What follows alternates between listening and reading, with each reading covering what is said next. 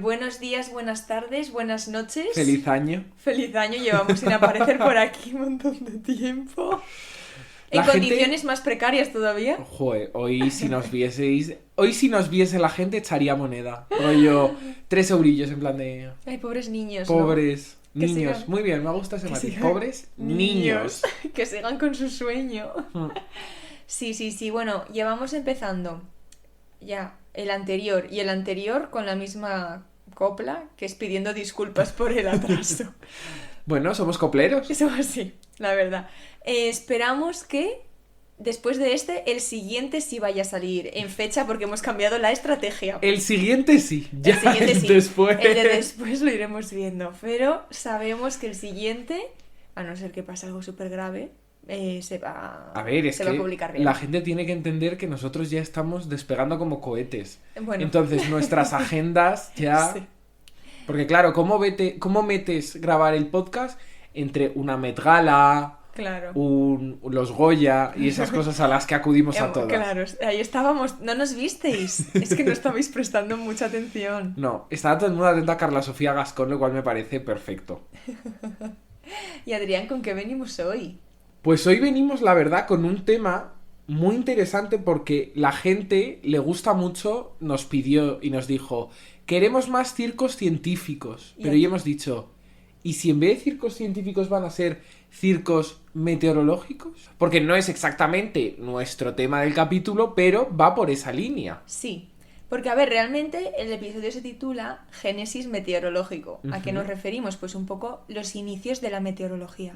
Entonces, el inicio de la meteorología está marcada también por mucho circo. Ahora veréis por qué. Sí que es verdad que yo tengo aquí apuntadas un par de cositas, porque como comentamos en el episodio anterior, las cosas meteorológicas antiguamente, muy antiguamente me refiero, se explicaban con cosas religiosas, espirituales, como que tampoco buscaban mucho la ciencia. Fantasías. Sí, fantasías, de Lulu y también gente con mucha miopía que veía cosas.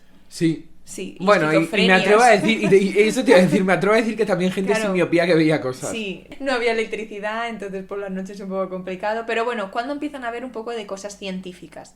Pues por ejemplo, yo tengo aquí apuntado, lo primero, de las primeras cosas, una cosa que se llama la Torre de los Vientos, que es de las primeras aproximaciones que se toman desde un punto de vista más científico, sin esas explicaciones de carácter religioso. Luego, el término meteorología sí que ya lo acuñó Aristóteles, porque meteoro significa astro, algo que está alto en el cielo, y lógica pues es un tratado. Luego está Galileo, Torricelli, ¿se dirá Torricelli?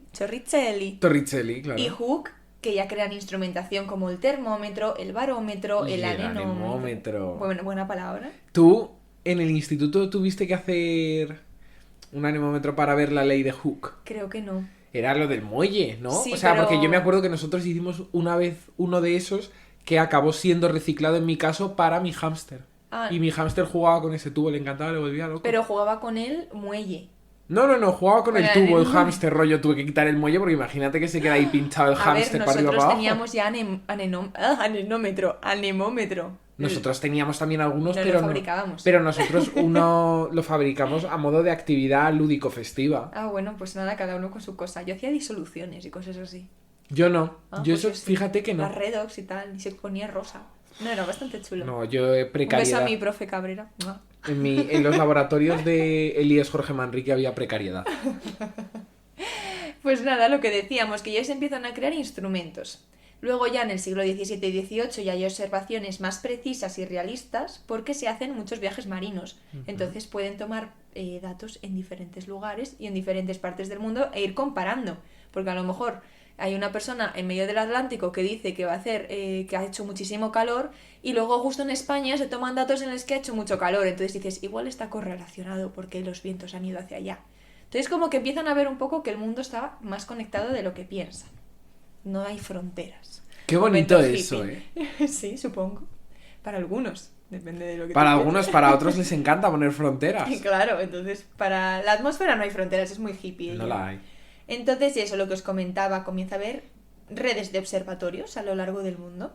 Y ya en el 19 aparece la meteorología sinóptica, que es medir los campos, lo que hacemos ahora. Temperatura, presión, viento, precipitación y todo ya representado con simbolitos. para hacer un mapa. Y a una escala, sobre todo, más grande. Exacto. Porque siempre podemos hacer una diferencia entre meteorología local y meteorología sinóptica que abarca mucho más terreno. Exactamente. Pero, apunte importante, todos estos mapas y estudios se hacían sobre la superficie terrestre.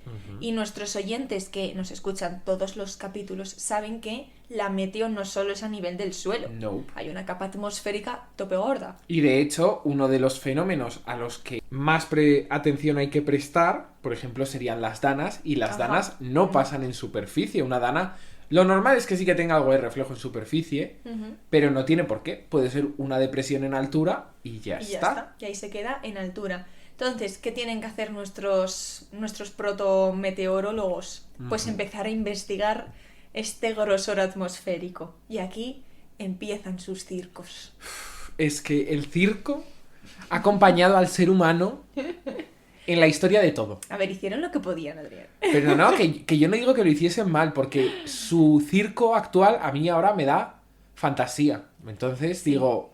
Nos da contenido. Nos da contenido. O sea, gracias a que había 4 matados haciendo cosas raras, hay 2 inútiles en el siglo... Es decir, en el siglo 2026. En el siglo XXI, en 2026, hay 2 inútiles en un piso de cierta ciudad. Vamos a preservar la privacidad. Lo hemos dicho muchas veces. Ah, bueno. En un piso de Alcobendas, de San Sebastián de los Reyes. Dirás a la dirección de la dormir. Grabando un podcast sobre esos circos. Sí, aquí estamos. Entonces, una de las primeras soluciones que pensaron. Pues aquí hay un bonito señor llamado James Glaser y Henry Coxwell. Coxwell será, ¿no? El primero es científico y el segundo es piloto de globos aerostáticos. O también conocido aeronauta. Muy bien. O sea, una persona que su oficio es llevar globos aerostáticos. CV, piloto de globo aerostático. Le contrataría para todo. AK, aeronauta. Qué maravilla. Para todo, no solo para globos aerostáticos, Adrián. Pero es que yo creo que eso ya no te tienes arregla el también. grifo este señor. Bueno, habría que verlo. Entonces, ¿qué quieren hacer estos señores? Pues ya, creo que lo podéis oler. Van a querer medir la temperatura y la humedad del aire a una altura de 11 kilómetros, que igual no os parece mucho. Vale, cerquita. Pero vamos a ver, primer problema. El oxígeno, pues obviamente no lo llevaron porque ellos no sabían que a lo mejor cuando tú te empiezas a elevar en altura, los niveles de oxígeno bajan. Nosotros ahora sí lo sabemos. Eso te iba a decir, en su defensa diré que yo, sin haberlo estudiado, no lo sabría. No lo sabrías, ¿vale? Entonces, ¿qué pasa aquí? Que el científico se nos desmaya. James, cao. ¿Qué pasa? Que además en altura la temperatura cae muchísimo, puede llegar a alcanzar los menos 56 grados centígrados, dato que ellos también desconocían.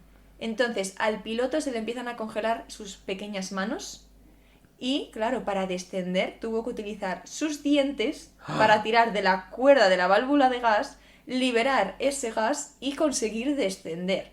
O sea que podríamos decir que han sido salvados por los dientes. Sí, literalmente. Entonces, bueno, descubrieron que decae el oxígeno y decae también la temperatura a esa capita atmosférica. Pues ya es un descubrimiento a hacer. Casi... No me gustaría vivirlo para descubrirlo, pero... Claro, casi mueren en el intento. Y como ellos, mucha gente le daba por subirse a globos aerostáticos. Era como una pequeña fijación que tenían en este momento. A ver, es que también te digo una cosa. En 1900, sin TikTok, sin Twitter globo, y sin nada, ¿qué hago? Globo es que o me subo en un globo arriba hasta perder el conocimiento por falta de... Referencia cinematográfica. En Barbie, las 3 mosqueteras... Es que siempre me acuerdo. En Barbie, las 3 mosqueteras, el chaval se quiere subir a globos aerostáticos y hacer movidas. Pero no tanto para estudiar la atmósfera. Él quería como volar, ser libre y un pájaro. Y ahora vamos a pasar al siguiente, que es los cañones rompedores de tormentas. Y los cañones van a ser muy importantes en este capítulo. Sí. Podríamos haberlo titulado Meteorología Cañonazos. Meteorología Cañonazos, estamos a tiempo de cambiarlo, Adrián. No, veréis que todavía se llama así. Podemos poner los 2 títulos. Génesis meteorológica, 2 puntos. Meteorología Cañonazos. Pues a ver, vamos a empezar con estos cañones. Aquí viene un científico italiano que siembra la idea de que inyectando partículas de polvo en las nubes van a poder impedir la formación de granito. Que a ver, aquí en el episodio de la nieve ya vimos que las nubes no son nubes de algodón, son partículas. Entonces dices, bueno, igual pues tampoco es una locura pensar que si metemos otra cosa a las nubes conseguimos que no se formen cristales. Claro. ¿Qué pasa? Que creo que no iban por ahí, porque lo que crearon fueron unos cañones que tenían forma de embudo, muy grandes, chicos, no os imaginéis que tenían, que era un embudo como el de la cocina, o sea, hay fotos, podéis buscarlo. Y era como una corneta gigante, ¿vale? Para que nos hagamos una idea. Y el cañón que hacía enviaba un anillo de humo a unos 300 metros de altura y hacía un ruido espantoso. Como la gente que fuma Sí, cachimba, que exacto. echa un anillo de 300 metros también. Pues sería eso, pero encima te gritan.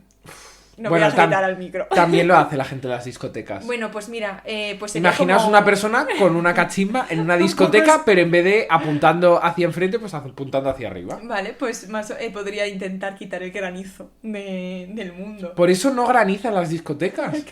Es que hacen una labor social. Madre mía, acabamos de descubrirlo. Que por cierto, este ruido que seguramente era una cosa un poco residual que ellos no sabían que iba a ocurrir, en plan, ellos querían no solo lo del humo, que porque estábamos diciendo lo de inyectar partículas, pero ellos decían que ese ruido espantoso también ayudaba a la dispersión de esas nubes con las ondas sónicas. Hombre, claro, y es que con ese ruido... Como que la asustan. Soy granizo Indigo, y con ¡no! ese ruido no me formo. Yo, por favor, para. Por favor, señor cachimba, pare. Deja de echarme el humo y gritarme al oído. Sí, igual yo también he experimentado esto, ¿eh? Pues la primera vez que usaron el cañón, no hubo granizo durante los 2 años siguientes. Hostia.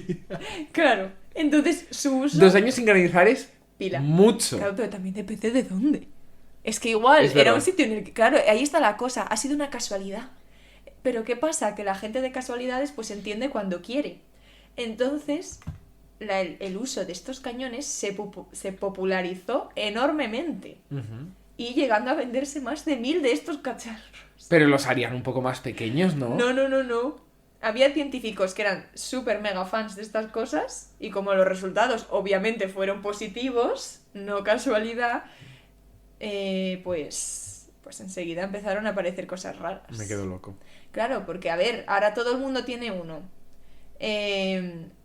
Todo el mundo se pone a hacerlo en varias partes del mundo. Vale, en ese sitio funcionó, pero como todos ahora sabemos, si no es spoiler, esto no funciona. Entonces había sitios en los que seguía granizando, había inconsistencias. Entonces, aquí hay 2 bandos. Los fanses decían que es que la gente que no le salía no ponía bien el cañón, no lo hacía con el tiempo correcto, rollo, pues lo has puesto demasiado tarde o lo has puesto demasiado temprano. No has puesto a precalentar el cañón. Claro, entonces dijo, el gobierno de Italia dijo, a ver, vamos a ver esto. En 1903 dijo, vamos a poner 222 cañones, 222. En Torrevieja hay un restaurante buenísimo que se llama así. No perdáis la oportunidad de ir. Playa de los Locos, el 222. Tiene 3 patos. Episodio patrocinado por... Episodio patrocinado por el 222. Tiene 3 patos divinos que se los voy a poner ahora mismo a Alba. ¿Platos o patos? Patos. Pero para cocinados, Adrián. No. Son la imagen del restaurante. El logo sí, pato, o sea, pato, es pato. verdad que... ¿Sabes lo que pasa? Estamos en recesión de diversión. Entonces, como podéis ver. Entonces... Pero eso es la bandera de Italia también. Pero encima están los patos. Igual el 222 tiene algo en Italia y no lo sabemos. Míralos, los 3 patos del 222. Ya, pero ¿te has dado cuenta del color de los doses? Que sois la bandera de Italia. Chicos, qué bien Scary. traído. Ya, no, qué miedo. Igual sí que nos deberían de patrocinar. A ver, a la cocina del 222. Nos deberían de patrocinar.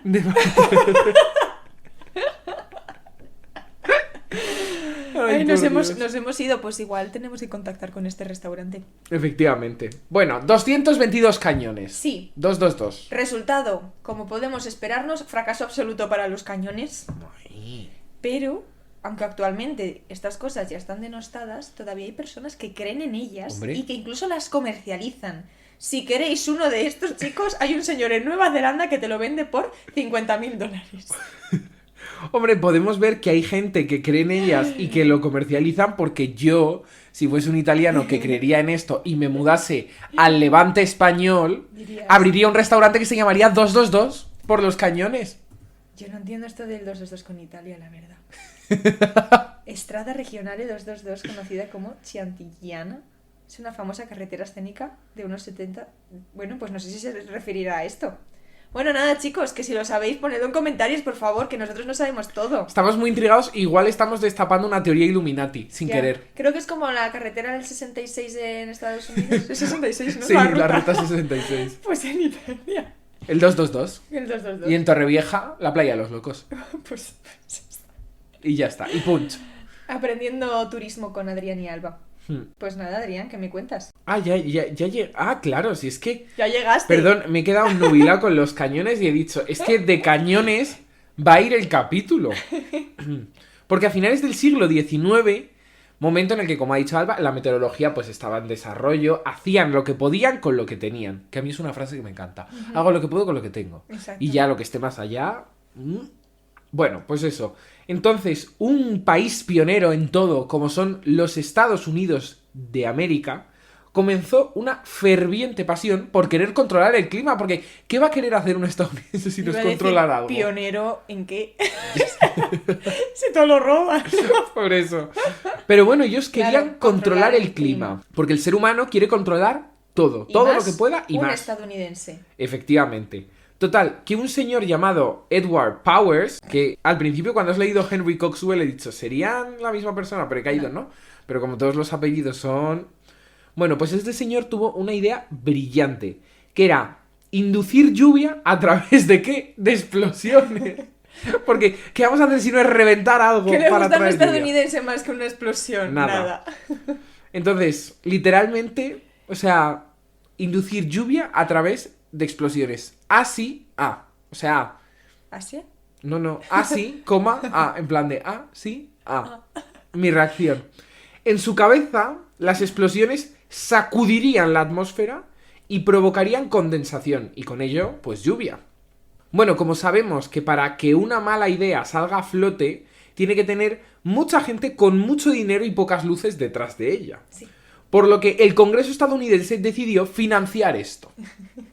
Entonces, comenzaron los experimentos pues entre 1890 y 1892. Lugar, Texas. Me Y otras sorprendo. zonas también del sur de los Estados Unidos. Me sorprende de que sean Texas. ¿Y qué hacían?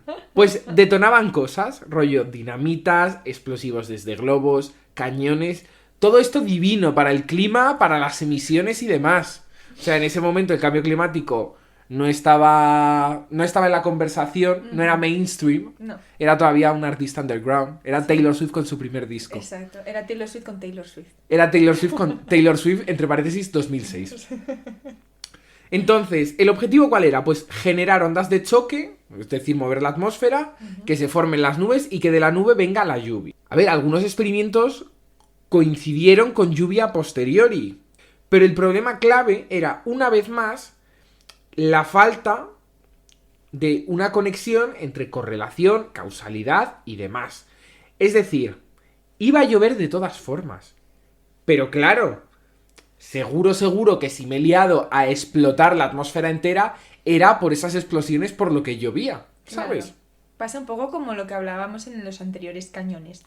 Hay una casualidad en la que, vale, explotamos esto y ocurre lo que esperábamos, pero, como le digo yo siempre a mi público, nos quedamos con un único experimento y me dicen, no, hay que repetirlo. Claro. Esta peña no lo va a repetir. Claro. Esta peña somos nosotros en el laboratorio en primero de carrera, Sí. cuando tenías que tirar el muelle 17 veces y la vez número 13 salía fatal y decías, bueno, pues lo vamos a obviar. ¿Lo vamos a obviar o ponemos en el Excel 35 newtons? Ponemos en el Excel. Bueno, entonces, afortunadamente a principios del siglo XX se abandona esta idea. Pero según los textos que he leído, se abandona esta idea por 3 motivos. No tiene una base física sólida, ok. Resulta inconsistente, ok. Pero la tercera es que no era reproducible. Bueno, O sea, claro. uno de los motivos era que no podía hacerlo trancas y barrancas en el plató del hormiguero. Por eso se abandonó la idea, porque no se podía hacer en otros lados. Claro, y porque no salían en otros lados del mundo. Claro. Efectivamente. Sí. Entonces, bueno, Hombre, yo creo que si el hormiguero se pone y quiere, ¿no tienen como una especie de, no garaje, o patio? sí, pero el hormiguero Para está hacer en cosas hora- con fuego. El hormiguero está en horas bajas, porque ya no están ni el hombre de negro, Anda. ni bueno, Flippy. espera, desde hace un montón, ¿no? Desde hace un montón. Y voy Flippy, a como saber. sabemos, es el científico referente Es verdad. de España. Bueno, de España y de Europa occidental. Por si me apuras. ahora. Por ahora. Call me. Como- Andrés Media. Bueno, Otra idea que se les ocurrió mucho más adelante, otro circo, era el cloud seeding, es decir, sembrar nubes.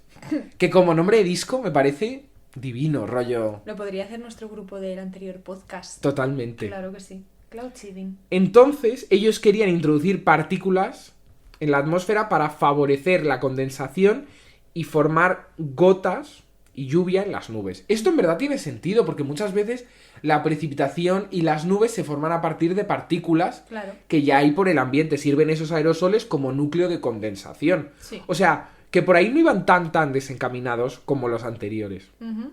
Entonces, como digo, estos, a diferencia de los anteriores, sí que tenían una base científica, y es que en los años 40, Vincent Schaeffer introduce hielo seco, dióxido de carbono sólido, en una nube artificial, y como resultado se forman cristales de hielo y con ello precipitación.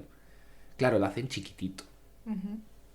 Posteriormente llega otro científico al meollo, que es Bernard Vonnegut, y este usaba, en vez de CO2 sólido, yoduro de plata, ¿vale? Más caro, y yo tampoco te sabría decir muy bien la diferencia que tiene uno y otro en el experimento. Pero bueno, a finales de los años 40 y durante los años 50 comienzan los primeros experimentos reales de la siembra de nubes, y usaban aviones. Chicos, nos fumigan. Chicos, nos fumigan. ¿Por qué? Porque había aviones que dispersaban partículas en la atmósfera y también usaban generadores desde tierra, ¿vale? Ajá. Entonces, cuando veáis un avión que suelta una estela, Adrián, no voy a permitir que nos digas esto están fumigando. No, por favor, disclaimer, humor. Es mentira. Hashtag como las influencers, hashtag publi, hashtag humor, por Hashtag favor. regalo. No nos fumigan, hashtag regalo. O sea... Total, que en las décadas siguientes, entre los 50 y los 70, esta técnica se expandió a países como Estados Unidos, la Unión Soviética y China. 3 grandes potencias muy bien dirigidas a lo largo del tiempo siempre, Sí. y con las ideas muy claras. No me estoy sorprendiendo de nada. Claro, el objetivo era aumentar las lluvias, reducir granizo o disipar niebla. Es decir, no terminaban de abandonar las ideas que les salían mal todo el rato. Vuelven otra vez a reducir el granizo, Sí. disipar la niebla y además aumentar las lluvias. Sin embargo, pronto surge el principal problema. Era muy difícil, que viene siendo el problema que ha pasado en esas 3 últimas veces. Era muy difícil demostrar si realmente funcionaba o no. Entonces, si llovía se consideraba un éxito. Y si no, se decía que no había las condiciones adecuadas. Esto es lo mismo que cuando dices... No, pero yo he estudiado un montón y has sacado un 1,5. O sea, no dudo que hayas estudiado, pero quizás no como tenías que haber estudiado. Entonces, esto llevó pues a interpretaciones sesgadas y a sobreestimar su eficacia. Una vez más, no teníamos resultados claros y volvíamos a estar emitiendo cosas divinas para el cambio climático y para la atmósfera, porque es lo que mejor se le da al ser humano. Entonces, pues bueno, no funcionó. Este enfoque tuvo además usos polémicos, porque si el ser humano va a descubrir algo bueno, ¿por qué no iba a usarlo para cosas malas? Por ejemplo, la operación Popeye se intentó alargar la temporada de lluvias en Vietnam. En fin. Hoy en día, la siembra de nubes sigue utilizándose en algunos países, pero su efectividad es muy limitada y solo funciona en condiciones muy concretas. Como hemos comentado, sí que tiene una base física el hecho de que las nubes a veces parten de aerosoles. Ajá. Pero claro, de ahí a echar tú los aerosoles, pues bueno. Sí, igual Quizás... no cogen igual que como cogen el resto de aerosoles, ya naturales. Efectivamente. Y ya, Alba, he visto yo unas fantasías breves que quiero aquí como para despedir el capítulo, y quiero compartirlos porque me parecen maravillosas, que son 3. Sí. Y es, la primera de ellas cuando se inventó el pararrayos, primer circo. Como antes hemos dicho, todo estaba muy ligado con es culpa de Dios, es culpa de no sé qué, o sea, todo muy místico. Estaban luxificados por Rosalía. Sí. Entonces, cuando se inventó el pararrayos, mucha gente pensaba que los rayos eran un castigo divino. No me extraña, porque hay gente que le ha partido un rayo. O sea, no le ha partido, pero les ha caído un rayo encima. Algo harían. Algo harían. Seguro que no se portó bien. Una vez en mi colegio, un profesor... Fíjate cómo son los niños. No, tranquilidad. No le atravesó un rayo. Pero una vez en mi colegio, un profesor estuvo de baja, pues yo qué sé, 2 semanas, un mes... Y la explicación que dábamos los niños a los niños era que le había caído un rayo. Porque es verdad que a un señor le había caído un rayo en Tres Cantos, rollo, por esa misma época, y nosotros, claro, Sí. si sale en el periódico que a un señor le ha caído el rayo y de repente ha desaparecido este profesor, es que es la misma persona. Estadounidenses de repente todos, ¿no? Sí. Total, que se inventa el pararrayos y mucha gente todavía pensaba que eran castigos divinos. Y claro, estaban muy enfadados porque un pararrayos era interferir con la voluntad de Dios. Bueno, claro. Hmm. Bueno, pues nada, si tú piensas eso, pues... Maravilloso, me encanta. Es Es que me mejor encanta. que te caiga un rayo entonces, ¿no? Que te castigue Dios. Que me caiga un rayo si miento. También te digo, Y le cayó un rayo. Un pararrayos es un palo de metal en lo alto de un edificio. Si eso gana a Dios, igual tienes que revisar tu religión. Es verdad. Porque Dios va más allá de un pararrayos. Supongo, ¿no? Luego, otro circo que me encanta es que al principio se nombraban las tormentas y borrascas, pues según el santo del día, los barcos que se veían afectados por estas tormentas. Y claro, entonces era un caos, porque teníamos igual para... Imagínate, hay una borrasca de la leche que deja víctimas en 20 kilómetros cuadrados, se hunde un barco, pero claro, como ha hundido el barco, ha caído con que era el día de San Patricio, ha afectado a Colmenar Viejo, entonces la borrasca tenía 17 nombres, cada uno nombrado por el que le afectaba, rollo los marineros como el barco que había hundido, la gente más creyente como el santo del día, luego los que vivían en Colmenar Viejo pues era la borrasca Colmenar. Entonces, claro, estábamos hablando de una misma borrasca, pero tenía 18 nombres y eso llevaba a muchísimas equivocaciones. Claro, muy poco consenso aquí para la comunicación. Claro, igual dos personas estaban hablando de la misma borrasca, pero con nombres diferentes. Y también el peligro de, viste, tal, viene una borrasca, que tal, pero también viene esta, y entonces ya son 2 borrascas, y luego pueden ser 3 borrascas. Y hasta 4. Y bueno, y luego el último, y es que las primeras predicciones aún eran muy limitadas. Como comentaba Alba, solo se veían las cosas de superficie, entonces, claro, por ejemplo, las danas no las predecían. No. Y claro, decían, no va a llover, porque vamos a tener altas presiones en... Claro. Bueno, altas presiones no, presiones normales en superficie, y luego caía La de Dios. la de Dios es Cristo. Claro. Entonces también yo creo que igual de aquí nos viene la mala fama a los meteorólogos. Puede ser, o sea, ya Porque será... sí que es verdad que en los inicios pues no se hacía muy... A ver, se hacía lo que se podía, lo que decíamos antes. Entonces con lo que se podía no se podía hacer mucho. No. Entonces de ahí nos viene un poco, yo creo, la imprecisión, pero actualmente ya sí son mucho más precisos los Actualmente meteorólogos. somos muy precisos. Yo personalmente lo soy mucho, que me han citado en una revista de éxito. No decimos nombre gratis. Pero si le hemos dado publicidad a un restaurante, Adrián. Oye, pero no me vas a comprar el 222 con lecturas. Bueno, pero te han mencionado, entonces les das las gracias. Es desde tu verdad, podcast. les doy las gracias desde mi Claro, podcast, que lecturas. seguramente escuchen. Claro. Donde me han dicho que soy un joven meteorólogo que me he ganado ya un nombre de referencia. Claro. Y me conocen mis padres, mis tíos... ¿Yo? Alba y ¿Mis 3 padres? personas. Los padres de Alba. Coño, no, es que claro, me gana un nombre de referencia. Nos ha jodido. Claro, no sé, yo creo que no sé qué, por qué sigues haciendo este podcast conmigo, Adrián. Efectivamente, Yo no soy nadie. pues eso, que yo soy muy, muy buen meteorólogo. Me he ganado ya un nombre de referencia. Yo no fallo. Bueno, pues ya está, chicos, con esto nos vamos a despedir. Con esto nos despedimos. Con una oda a la meteorología. Nos fumigan. ¡No, Adrián, para! Adrián va a estar castigado un rato. Con Marcos Llorente. El siguiente podcast lo voy a hacer mirando a la El pared. siguiente podcast, Marcos Llorente invitado al podcast de pronóstico. Vendría Fantasía. tanto. Fantasía. Vendría con las gafas amarillas y no querría mirar nuestra pantalla del ordenador porque eso sí le quema, pero el sol no.